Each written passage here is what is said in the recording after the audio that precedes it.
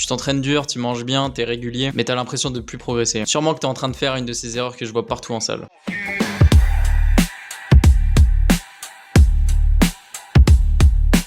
Aujourd'hui, on va parler des pires erreurs que je vois en salle de musculation, même sur les réseaux, et même des erreurs que j'ai évidemment pu commettre à mes débuts. Donc le but, c'est évidemment que je t'évite de commettre ces erreurs aujourd'hui.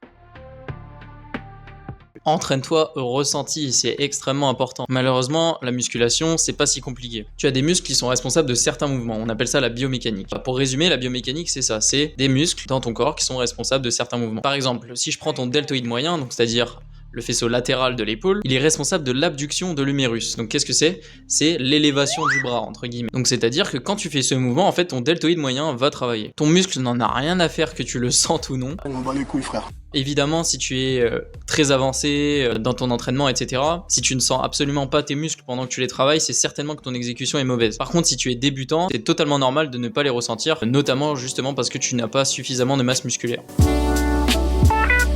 Voilà, j'ai un pump de zinzin, 100% que j'ai bien taffé la séance. Encore une fois, grossière erreur, la congestion n'est absolument pas un marqueur d'hypertrophie ou d'efficacité de la séance. En fait, si tu veux, la congestion, c'est de l'accumulation en fait de sang dans tes muscles, tout simplement, qui vont faire qu'ils vont avoir un plus gros volume.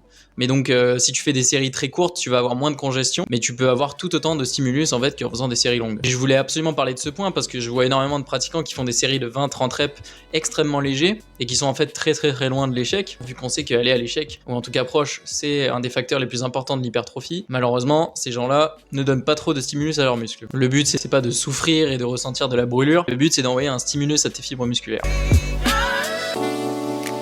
Bon allez, je vais me faire une séance de malade, je vais mettre 40 séries, il faut absolument que je brûle le kebab de la veille. Petite astuce, si tu fais de la musculation pour brûler des calories, malheureusement tu n'as rien compris. La musculation, c'est un des sports qui brûle assez peu de calories. Tu peux aller en salle de musculation évidemment pour faire peut-être du cardio, de la marche inclinée, mais faire de la musculation pour brûler des calories, non. Ça, c'est inutile. Au contraire, si tu commences à modifier ton programme d'entraînement parce que ton but c'est de brûler des calories à un moment dans ta vie, tu risques potentiellement de ruiner tes progrès et donc de perdre de la masse musculaire. Notamment parce que si tu veux brûler plus de calories, tu vas soit augmenter ton volume, soit ta fourchette de répétition. Et comme on le sait, que ce soit pour les deux, ça veut dire que tu vas accumuler plus de fatigue et donc potentiellement des moins bonnes performances sur tes prochaines séances.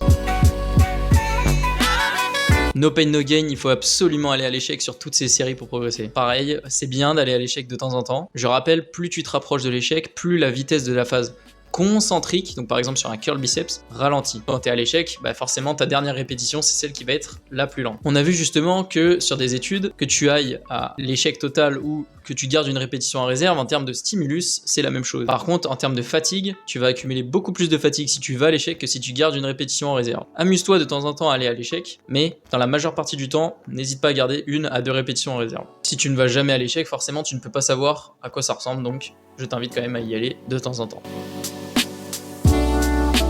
Ouais, moi je vais à la muscu au feeling, de toute façon le but c'est pas de se prendre la tête.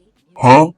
Sauf qu'à partir du moment où tu gaspilles 4-5 heures peut-être, voire plus de ton temps sur une activité dans ta semaine, est-ce que tu penses pas que ce serait intéressant de l'optimiser un minimum? Je te demande pas de traquer ta quantité de carottes à la semaine, mais je te demande un minimum juste de traquer tes performances pour voir où t'en es et vérifier que tu fais pas tout ça dans le vide. Tu peux utiliser un petit carnet, tu peux utiliser des applications, il y a énormément d'outils pour suivre ses performances. Au moins, fais quelque chose pour suivre tes performances, que ça soit aussi des évolutions physiques, etc. Admettons sur la nourriture, t'es quelqu'un, tu t'en fous d'être un peu gras, écoute, bah ça c'est ton problème. Par contre, si tu vas à la musculation, s'il te plaît, prends-moi un petit outil de tracking pour vérifier au moins que tu progresses et que ça ne serve pas à rien que tu ailles à la salle.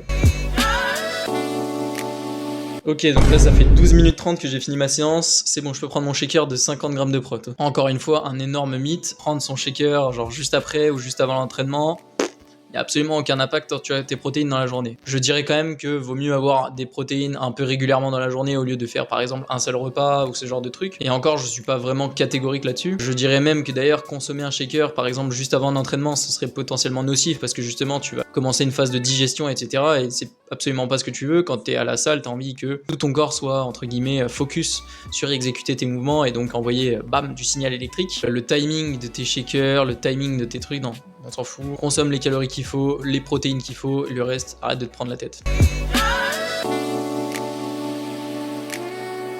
Pour prendre des bras, t'es obligé de faire 20 séries par séance. Faire plus, c'est pas forcément faire mieux. Si tu veux progresser sur un groupe musculaire en particulier, ce que je t'invite à faire, c'est déjà vérifier que tu as une fréquence x2 dans ta semaine minimum, c'est-à-dire que tu as 2 séances minimum dans ta semaine où tu vas les travailler. Deuxièmement, que tu les places en premier dans ta séance, les exercices qui concernent le groupe musculaire sur lequel tu veux progresser. Et troisièmement, faire des exercices plus potentiellement d'isolation ou en unilatéral. Pourquoi? Parce que justement, si tu fais des exercices d'isolation, tu vas avoir moins de groupes musculaires, moins de muscles stabilisateurs, etc. qui vont rentrer en jeu, et donc forcément ton signal électrique qui va être envoyé dans ton muscle va être plus important. C'est un peu le même principe du coup que si tu fais de l'unilatéral, puisque ton cerveau sera concentré que sur un seul côté, tu vas forcément envoyer plus de signal électrique, et donc potentiellement avoir un petit peu plus de stimulus. Donc voilà, j'espère que vous avez kiffé la vidéo et que maintenant vous ne reproduirez plus une de ces erreurs là en musculation. Je vous invite à mettre un petit like et un commentaire pour le référencement, et si vous avez appris un truc évidemment, n'hésitez pas à vous abonner pour ne pas manquer les prochaines vidéos. Pour toute demande de coaching, ça se passe sur mon Instagram en description. Pareil, je fournis aussi des programmes 100% personnalisés. Si vous ne voulez pas d'accompagnement mais que vous voulez uniquement un programme, je procède à une analyse physique et ensuite je vous fais un petit programme personnalisé à vous avec vos fourchettes de répétition et l'outil de suivi qui va bien. Sur ce, moi je vous dis à la prochaine,